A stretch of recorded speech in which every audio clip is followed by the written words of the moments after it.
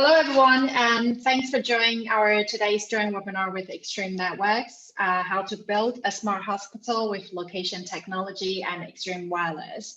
My name is Eva. I'm the marketing manager here at Pointr, and I'm very happy to host today's webinar for you guys.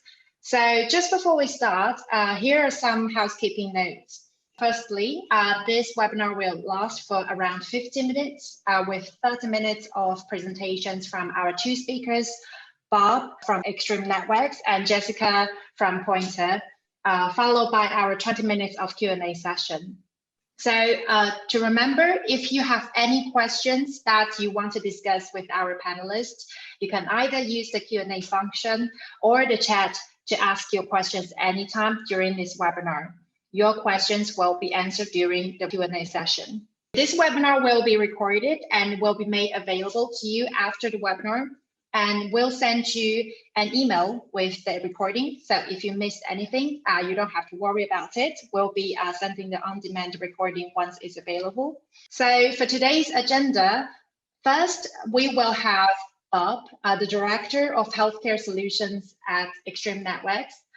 And he's going to talk about the trends in hospitals since COVID, including wayfinding needs and how the hospitals can operationally meet these needs, and followed by the lesson learned from other verticals that healthcare can benefit from.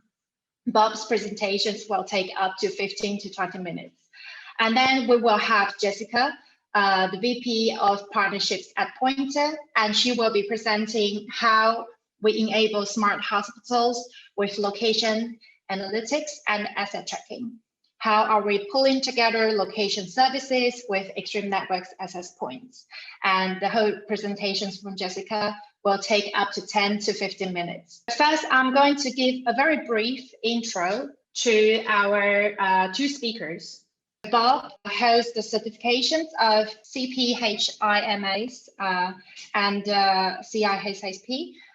He is the Director of Vertical and Technical Alliances at Extreme Networks. Bob has decades of experience working both within hospitals and as a global health IT consultant in next generation network design, deployment, and management. Bob has been featured in publications such as Healthcare Design Magazine, Mobile Wireless Magazine, and Healthcare Executive Exchange. He is also the co-author of a book entitled Wi-Fi Enabled Healthcare. Bob is an active member of the AAMI Wireless Strategy Task Force and co-chair of the Intelligent Health Association's Network Committee. For our second speaker, Jessica, she is responsible for partnership success at Pointr. She has 15 years of leadership experiences in high-growth technology companies, including CashStar, now known as Blackhawk Networks, Merlin, now is Adobe, Pointr Technologies, and Amazon. Jessica has held past roles in solutions delivery, customer success, and product management, and offers a cross-function view of her work in partnerships. She is now working as the VP of Partnerships for Pointr. So now I'm going to hand it over to Bob. I'll stop sharing my screen. So if Bob, you can take over from here. All right, thank you very much. Good morning, good afternoon, everyone, for joining us today.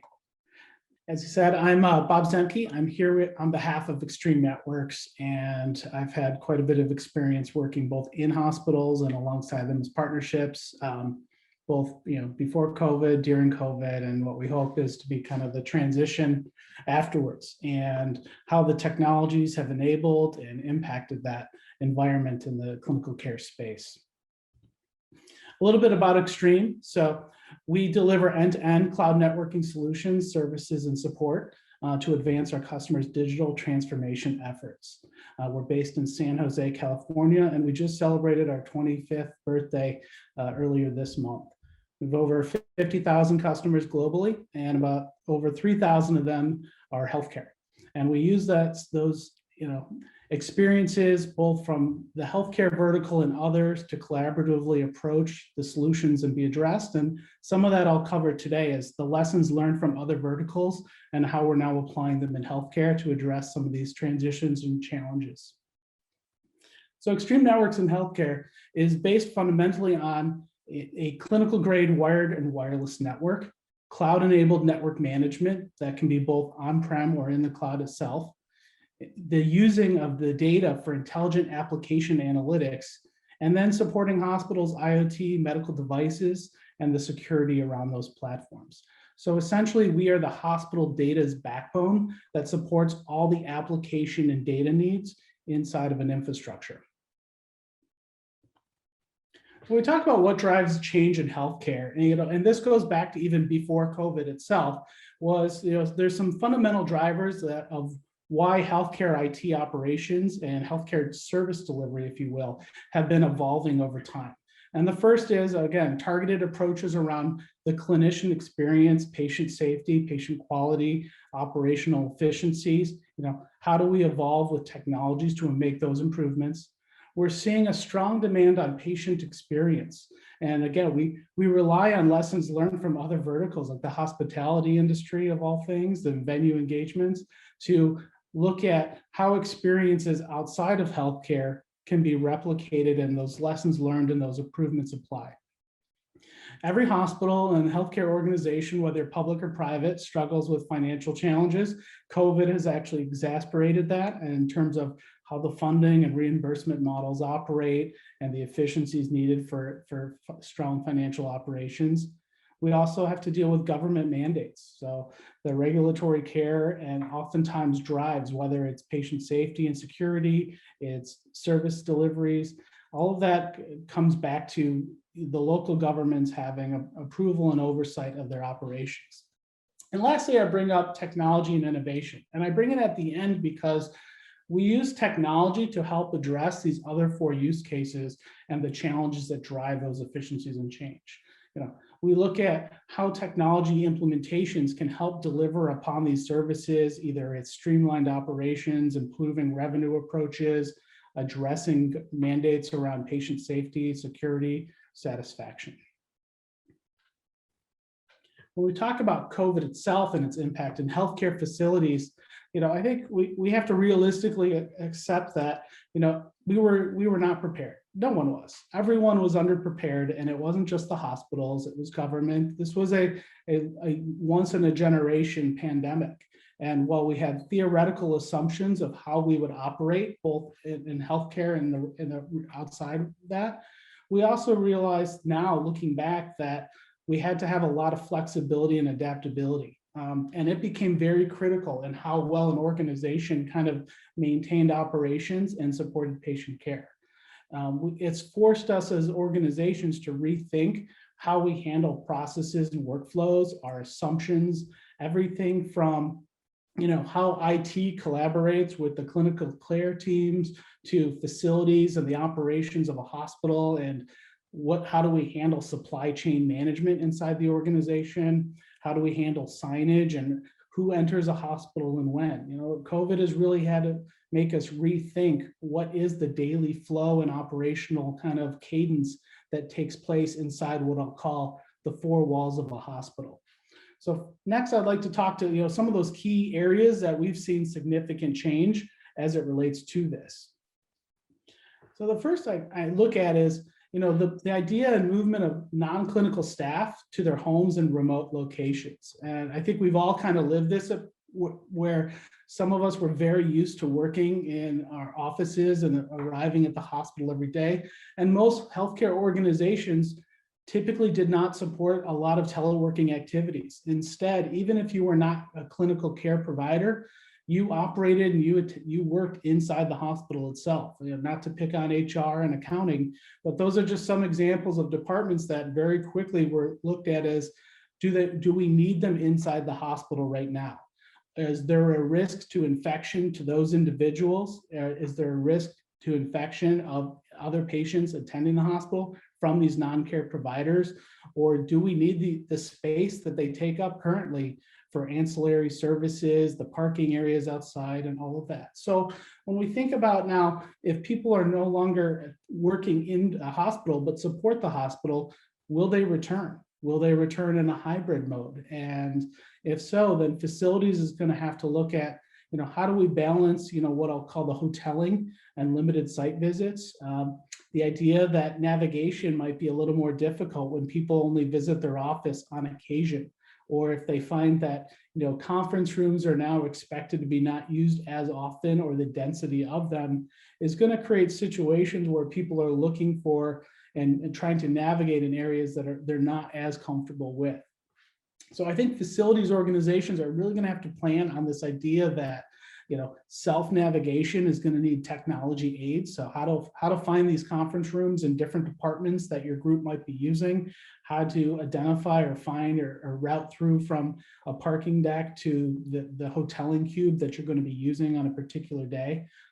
And lastly, I think IT as a service has to rethink their on-site support model. We saw that early on with COVID with, when it comes to like wireless LAN troubleshooting or BLE troubleshooting for asset solutions. In a clinical care ward, that now meant that IT individual that's trying to maybe troubleshoot RF is also at risk of infection or at risk of spreading infection. So now we have to kind of consider what technologies are available so that the IT services organization doesn't have to physically always be present in a given area as well to provide support inside those facilities.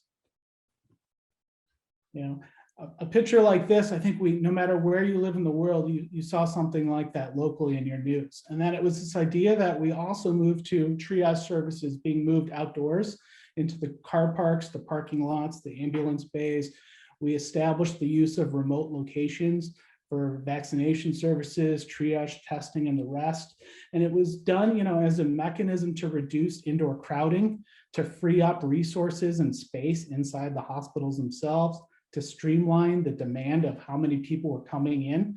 And so when these kind of activities take place, think about what that meant for the existing digital signage, the website instructions, everything that a visitor to a hospital typically would rely on suddenly changed overnight.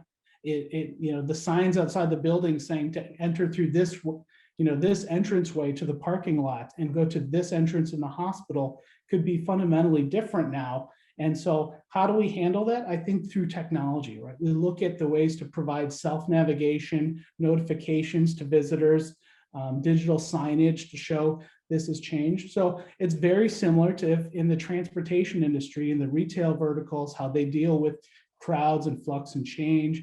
Or if we look at venues, how oftentimes, they're setting up temporary routes into facilities and out of facilities, or how that can dynamically change. So we're going to use technology and digital signage and self-navigation as a way to have more flexibility than the static places what we've used in the past. We'll also look at kind of people and equipment limitations. So we had to deal with a lot of staffing shortages, kind of this idea of all hands on deck. With that, it required the ICU capacities to be, significantly increased, and clinical care providers had to be adapted and moved to different departments based on, their flexibility of skill sets, the demands that were needed, and the rest. With that, we started to have situations where people were unfamiliar with the areas that they're working in. People are moving to areas that the signage and existing areas on the walls are now suddenly changing. This is not just, let's say, a pediatric ward, it's now a temporary ICU ward and the rest. We saw an increase in mobile voice and video services being used. We saw a big push along with that to even inside the wards of a hospital using internal video communications so that caregivers and other providers didn't have to constantly take out decontamination steps, use more disposable PPE equipment, and the rest. So with that, we're seeing kind of this parallels to a Wi-Fi network that needed to be as resilient as it is in the hospitality industry for guest access, the ability to have supported voice and video streaming services, and tying it to the rest of the organization. As I mentioned before, a repurpose of physical space, such as the ICUs, became very commonplace. Everything from outdoor triage tents to any available space being reallocated and used for different care providing teams based on demand. So when that happens, we start to see things like restricted areas of access. We have challenges with how to route through and navigate in, let's say, a large campus hospital environment to get from point A to point B. No longer has you going down certain zones because they have to be cleaned, disinfected. They became bottlenecks for areas. So when we start to think about this, it meant that a lot of care teams, providers, their workflow and their processes had to adapt on the fly. Well, if you're looking at it from a bigger picture logistically, it's how do I navigate? Where is this new location? If this area has now become a temporary ICU, where does clinical engineering leave the recently disinfected equipment, such as ventilators? How do I track where that equipment is now being staged and stored? Because we've had to expand beyond the typical standard processes and purposes of where equipment was left. So that flexibility and insight is very much what we see in like the manufacturing, logistics, venue verticals, where they track assets, they look at workflows, they look at the logistics of being able to identify bottlenecks and where traffic is going, where people are congregating, where equipment is, and providing that information back into third-party platforms so that it can quickly be analyzed and leveraged. And that leads me to the whole idea around supply chain, right, and asset tracking. We used to always consider this idea that we always had enough medical devices, and because they were plentiful, we didn't have to worry as much about them being available as needed. In fact, it was very common for departments to store extra equipment in the sidelines. So now, when this became a shortage, suddenly it became how efficient could we be with finding available medical equipment? If it was used, has it gone back to central supply for disinfection? Once it's there, where does it need to go next? So asset tracking of medical devices suddenly became a key interest and a key area for organizations, and a realization that we have to be as efficiently as possible following through with these devices. We have to understand their workflow, that process, to make sure that if something no longer needs to be used, how quickly can be turned around and repurposed to a department or an area that needs it the most. So we're going to see this kind of this new visibility, I believe, in asset tracking in healthcare based on what manufacturing and logistics has been doing for quite some time, where it was critical for them to follow equipment or follow systems as they move through facilities and around. We're going to start to really see clinical engineering working more with facilities and the IT organization to identify critical equipment needs and workflow processes so that we can track where they are, identify where they are, and support as efficiently as possible. Next, contact tracing. So something that most of us have never had to deal with, and it became suddenly a part of our everyday life. And contact tracing itself is a process that's existed for some time, but it was based on essentially manual intervention, paper tracking. You called and identified the people you've been in contact. I now need you to wait and self-quarantine for the next 10 days before you can be returned to the workplace or school and so on. And using a personal example in my own house, we were notified 11 days after one of my children was in a classroom with someone. So by the time the contact tracing caught up, we were essentially already out of the quarantine period. So what that meant in healthcare and healthcare organizations was really how quickly can we identify areas of risk, people that are at risk, and either move them out of the working population of the hospital, or to ensure that these people were not at risk, they were not in contact, and the technology allowed them then to quickly reapply or repurpose staff back into the working environment. That we know you were not in this ward at this given time or this waiting room where these people were, so therefore keep working, please come into work today, and the rest. So we're going to start to see, I think, more growth in what's called workflow analysis tools and contact tracing protocols in clinical care and hospital environments just to do this. And not just for COVID, but anything. We're talking C. diff, norovirus, and the rest, looking at this idea that where were people and could they have been exposed to an infection, and then how do we address it after the fact? And again, these are this technology, if you will, most of it's using BLE based on our mobile phones. It's based on concepts around manufacturing workflow analysis, and also a lot of the social media tools that we use on our phones. So what retail and the venue groups do with identification of where fans are congregating, who they, what's the nearest location where you're coming, how long did that person in a store stand in front of a particular aisle. That's all that same fundamental infrastructure being repurposed into contact tracing solutions for healthcare environments. And then lastly, building entry protocols. So I kind of joke that entering a facility now feels much more like I'm going through a TSA checkpoint, and that traditionally how you would walk into a hospital was you followed any sign on the wall that was for an entrance. There may or may not have been someone at a check-in desk to direct you then to go to what hallway you're visiting or what doctor's office or area that you needed to go to in the hospital. And that's changed significantly now. First was we reduced patients, even visitors, into hospitals unless there was an actual clinical need. But now we started to have to document them. So the registration process, health screenings, the security procedures. So what became static assignments of how one enters a hospital or leaves the hospital now started to shift with, again, reducing bottlenecks, only using certain entrances and checkpoints. So again, the expansion of what we'll call digital signage or self-navigation tools to say, even though the signs on the wall might say this is the main entrance, we're asking all visitors to go in for this department to go into the south entrance instead.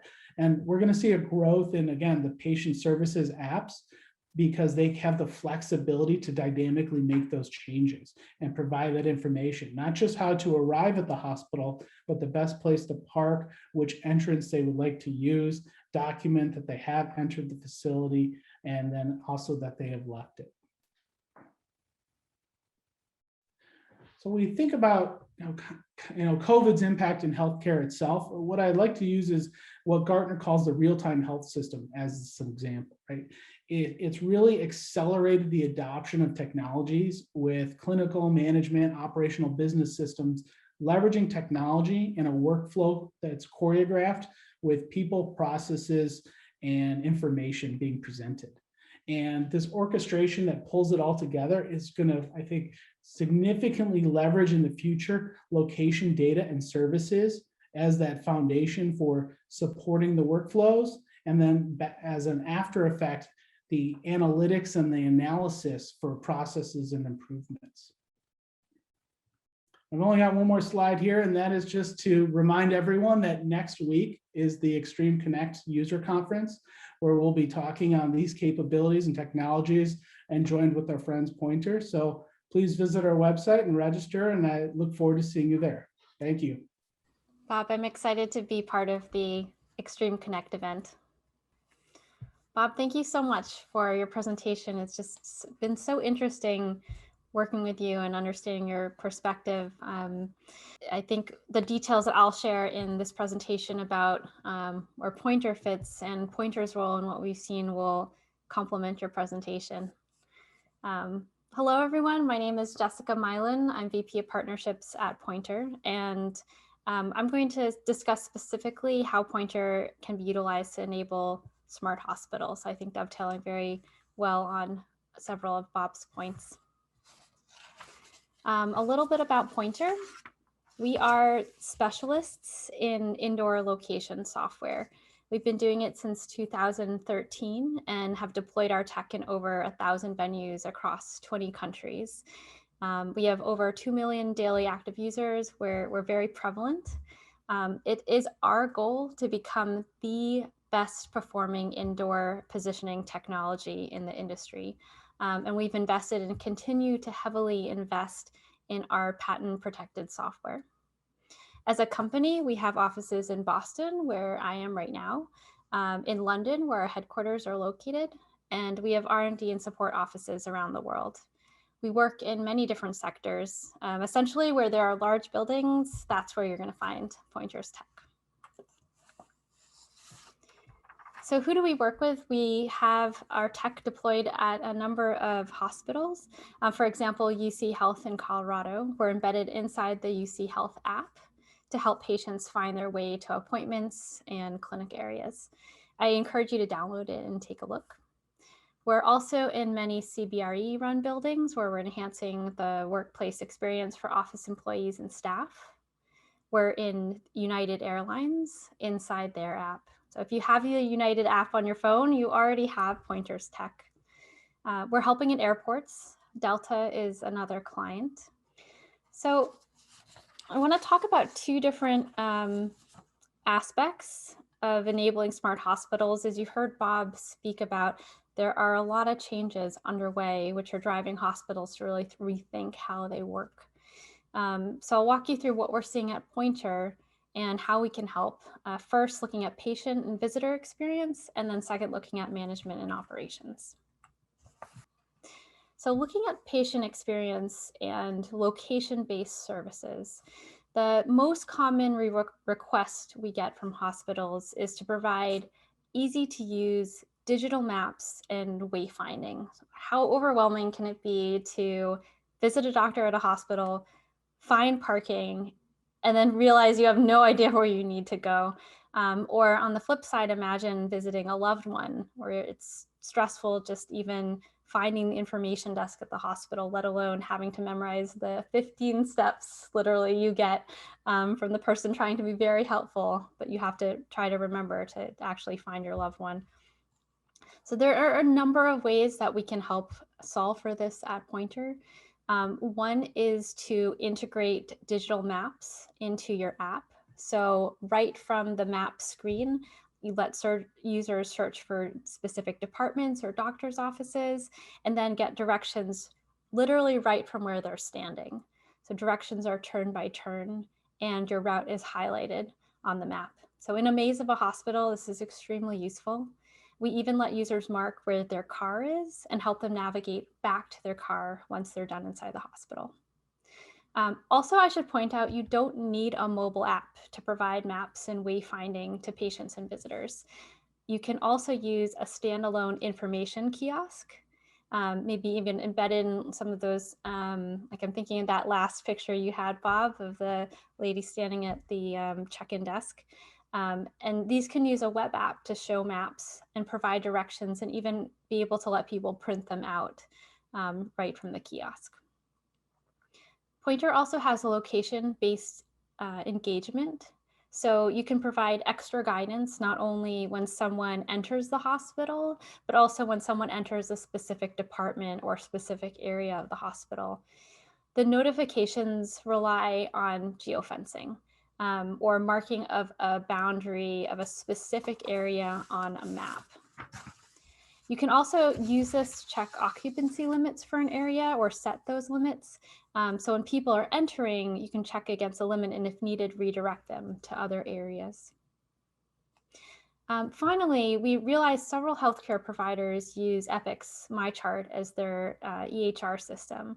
And our technology is compatible with MyChart. So when patients have appointments to specific doctors or offices, Pointr can integrate to provide directions for those appointments. Okay, so far I've focused on patient experience, and next we're going to take a look at the operations and management side of things. So Bob talked quite a bit around asset tracking and really the importance of being able to track equipment and devices in real time. This is definitely our most common use case for hospitals in terms of real-time location services on the operations side. So you can think about it as you can tag equipment, attach tags to medical devices. You can attach tags to people moving equipment, cleaning carts, really any object that is mobile and in real time track where those assets are located inside of a hospital. You can view them within Pointr's asset tracking dashboard and also integrate that information into other applications where you need to know the location of critical equipment. So take a moment to think about how you'd use that data, literally seeing on a map in real time where all the, say, people moving assets are. Really unlocks a lot of possibilities. There are related opportunities, as you can imagine. For example, cleaning services or people moving services that can be optimized using real-time location information. For example, routing the closest operator to a particular location when a need's identified. One thing to understand about Pointr is that we're built for integration. So we can support many different use cases and be integrated into purpose-built service applications. We support both mobile as well as desktop or web applications. So the possibilities are really endless. In addition, we have analytics in Pointr, which show you the aggregate view of individuals using location services in the hospital. You can view foot traffic flow, you can understand space occupancy and utilization, and this can help operations teams understand bottlenecks and avoid traffic congestion.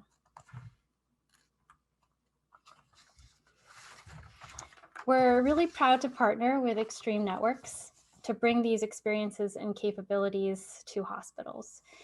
We have joint solutions so that hospitals can best leverage their infrastructure investments to better enable customer and visitor experiences as well as improved operations.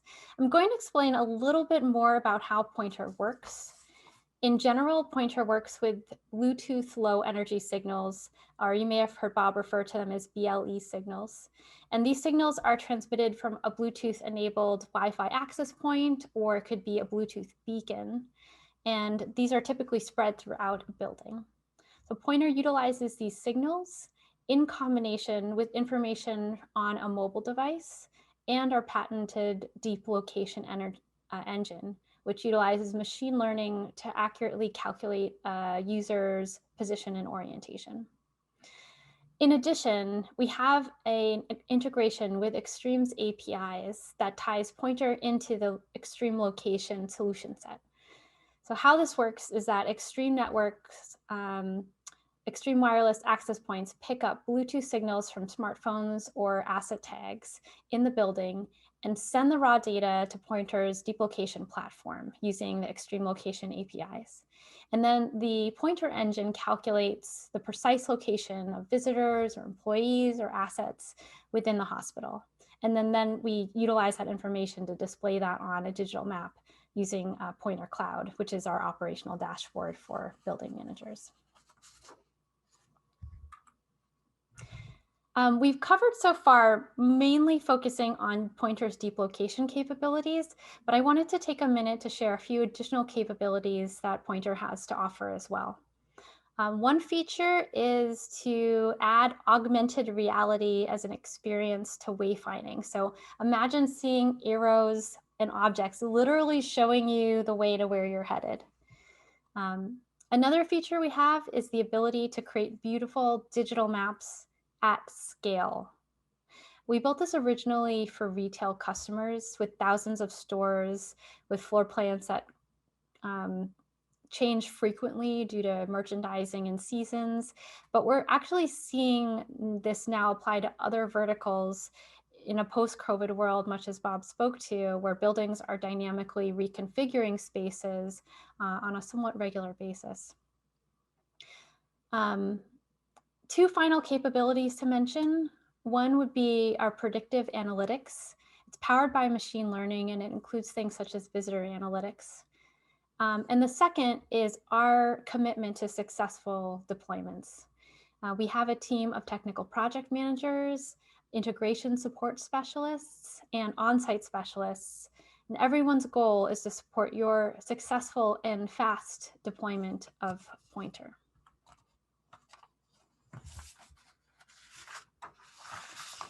So are you wondering how to get started? If you'd like to try out Pointr, we have a good option for you, which is our 45-day wayfinding pilot. You'll be able to validate the ease of setup and, importantly, the accuracy of Pointr's deep location platform. We do a remote setup of an area in your hospital, typically around 25,000 square feet, ideally with multiple levels, and then give you a demo app to do some basic wayfinding in the space. So it gives you a really relatively quick way to get up and running and experience location-based services. You can certainly leverage your existing hardware as well as much as possible, or say if you don't have any Bluetooth capabilities yet, we can set you up with hardware, even for your pilot.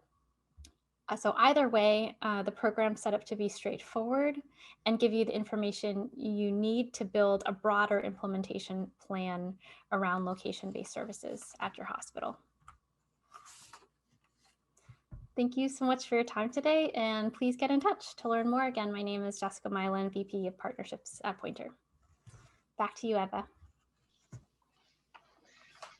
All right, thank you very much, Jessica and Bob. I really enjoy your presentation. It's very insightful, it's very interesting, especially all the use cases and also the technology you've been talking about. Personally, I'm just very impressed with how much IoT could change the healthcare sector, and especially how location technology could play such an important role in it. So now I believe here comes to our Q&A session. So let me have a look. Yes, we've got some very interesting questions from our audience today. So I think the first one will be, if I am an Extreme Networks existing customers, how can I get started with this? So I believe this one, Jessica has touched a base about this a little bit by the end of her presentations. So Jessica, do you want to go ahead and answering these questions first? Yes, thanks, Eva. I'll reiterate and then I'll pass it to Bob, because I think there might be points of contact on the Extreme side that we'd want to talk about as well. But I just do want to iterate the 45-day wayfinding pilot. It's really the best way to start thinking about how you might incorporate location-based services.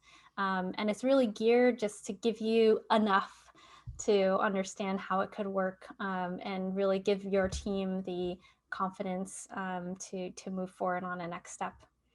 Bob? Yeah, absolutely. So again, you can reach out to Pointr directly, or you can also talk to your local account team at Extreme Networks, and they can coordinate the relationship and the pilot on their end. They'll also be able to help you identify if the infrastructure you have in place, the access points, are of a model that supports the BLE radios directly in them, so that you can have that out of the box pilot, or if you would require the loaner BLE gateways from Pointr. Thanks, guys.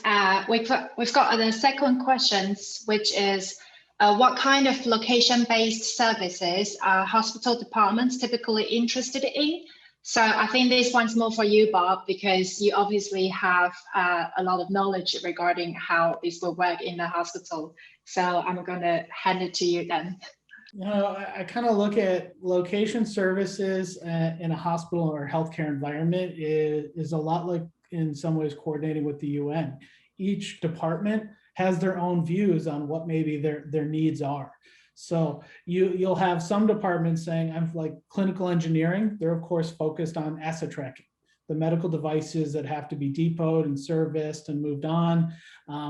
I lived that environment years ago when I learned from even my mom, a pediatric ICU nurse, that they hide medical gear on the floor. And when IT or clinical engineering came looking for it, they would move it around.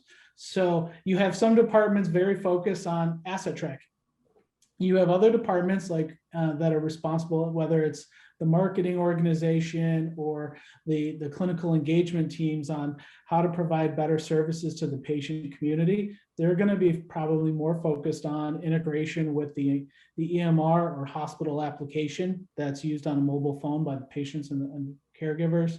You could have facilities maybe concerned more with workflow and how to identify getting from point A to point B and patient transport, or digital signage solutions. So oftentimes when I'm brought in to kind of consult with an organization, I kind of like to identify, here's some of the more common approaches and usage for location services, and then what departments do you feel would want to have a seat at this table to kind of discuss it and evaluate it?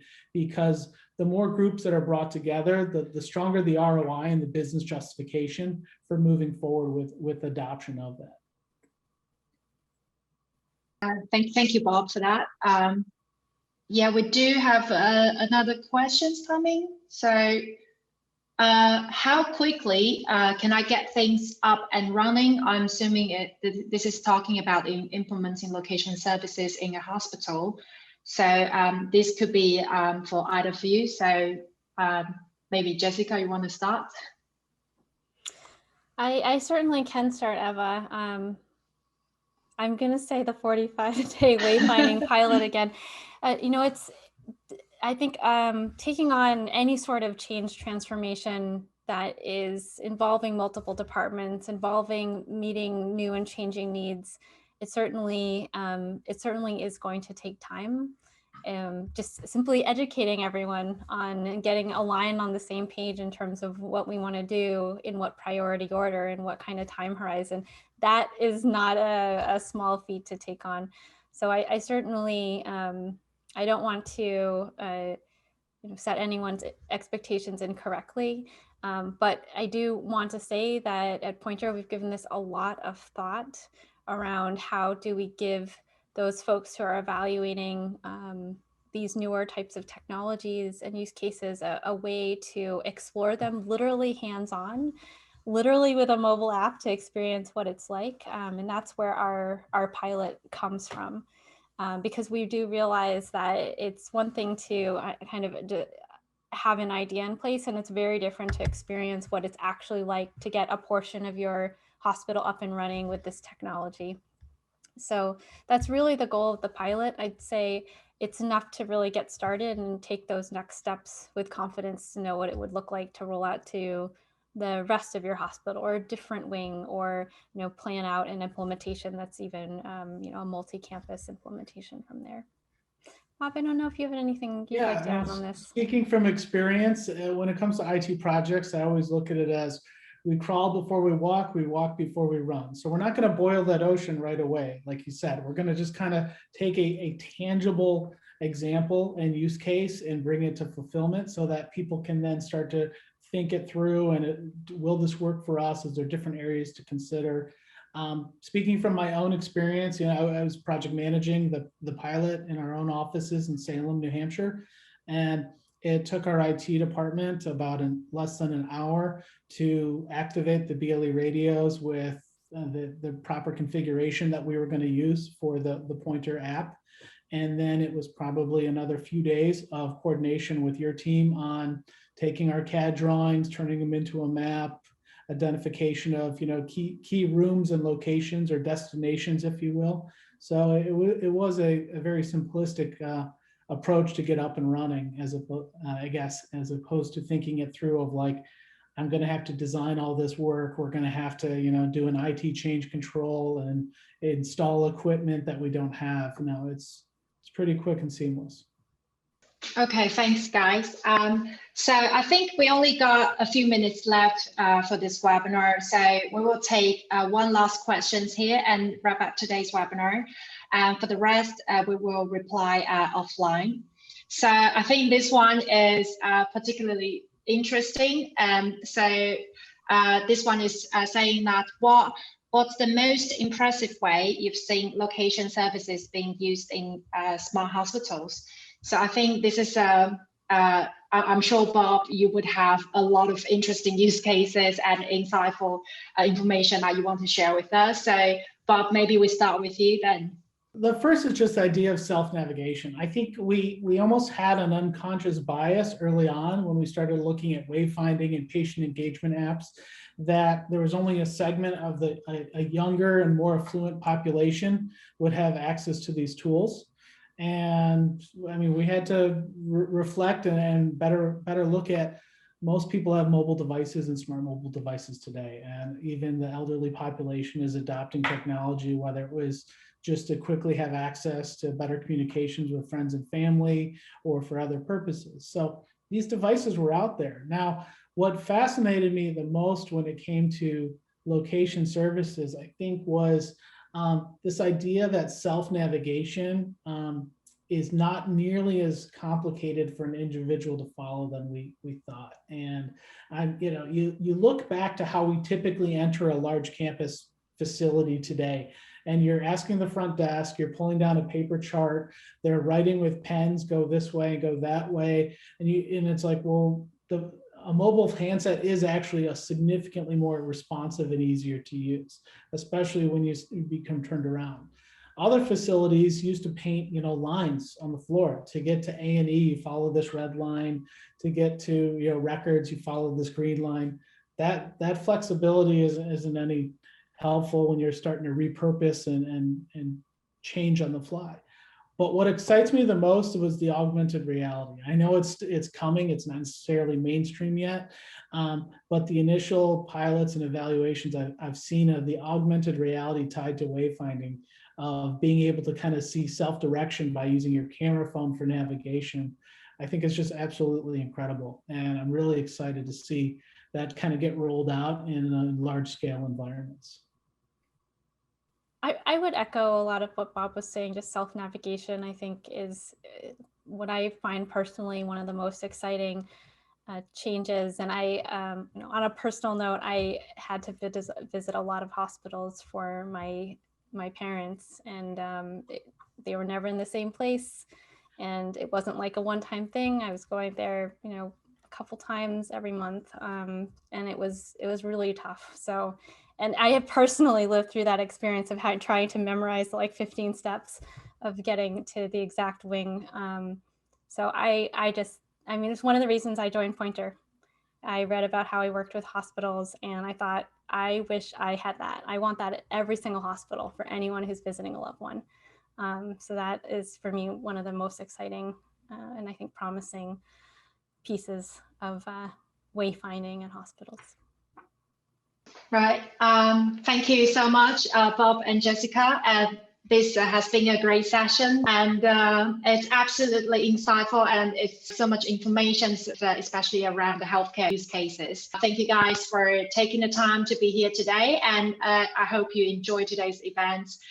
You can find out more information on our website, or you can either, if you want to find out more about the smart hospital solutions, you can write us an email as well. So I guess I'll just wrap it up here. So enjoy the rest of your day today, and we will see you guys very soon again. Bye-bye. Thanks, everyone. Thanks, Hope to see you at Connect next week.